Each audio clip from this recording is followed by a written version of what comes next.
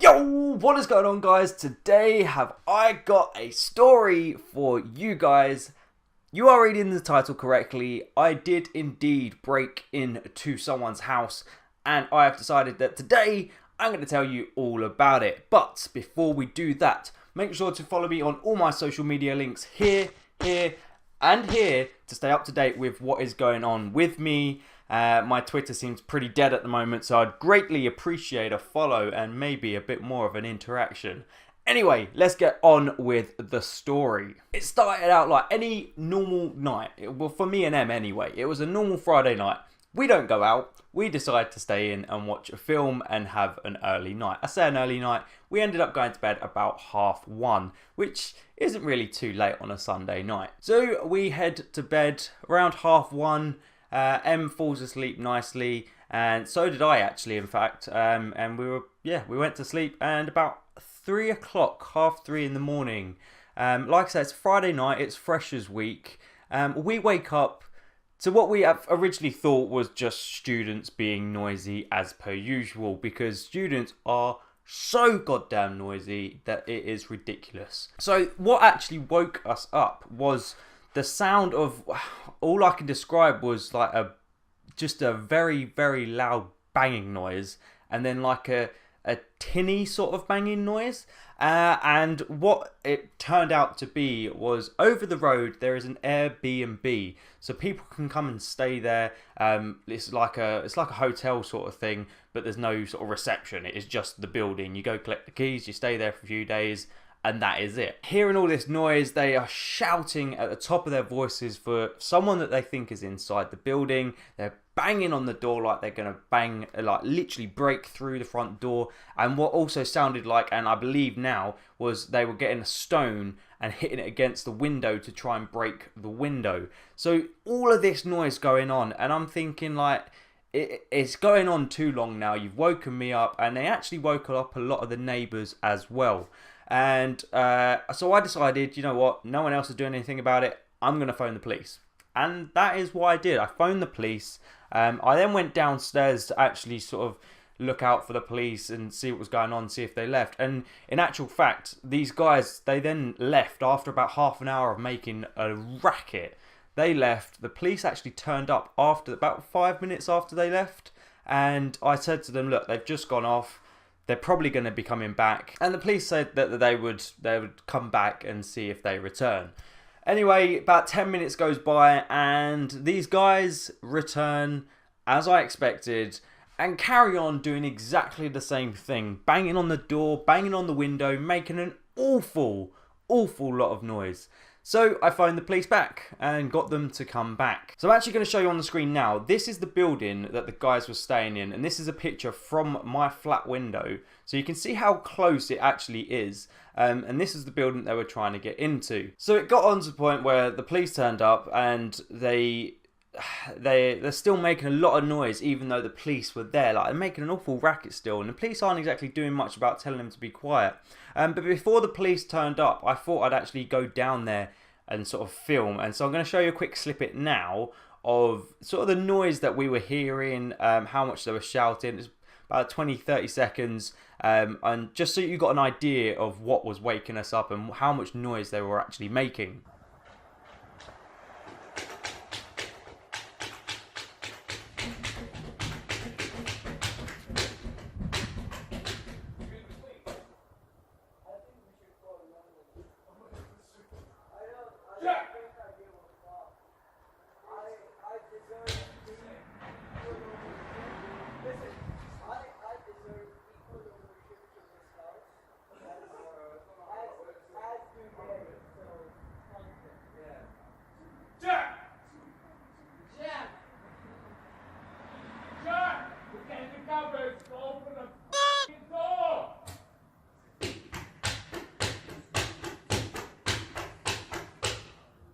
So the police turned back up, and they didn't really help. At first they were just continuing to make noise, and this is getting to like 4:30, 5 o'clock in the morning now, and it's starting to get ridiculous.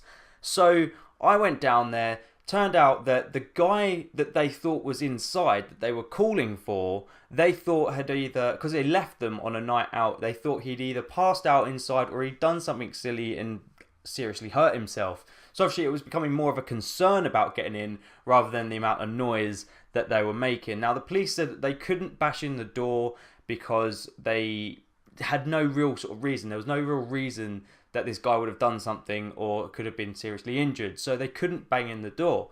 However, there was a window open, and I'll point the window, I'll circle it on the picture now.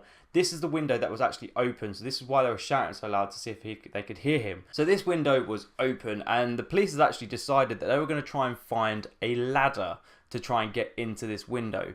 So the police then left again, and these guys just carried on making noise. So I went over to them and said, look guys, can you either sort something out, go elsewhere, or stop making so much noise? And they were saying how the police were gone to get a ladder, they were taking so long to try and get in, they would have climbed in, but they didn't want to. So this is where I stepped in and I said, you know what, I'm going to do it. So, as you can see on the screen now, this is the picture that I showed you before of the building itself. I'm just going to show you the path that I took. Yeah, I broke into this house through the top window. So I took the first garage. I walked along the front of the garage. I then jumped over the fence. I then went along the next garage, and you can see that there's a little sort of an archway onto some other flats over the back there.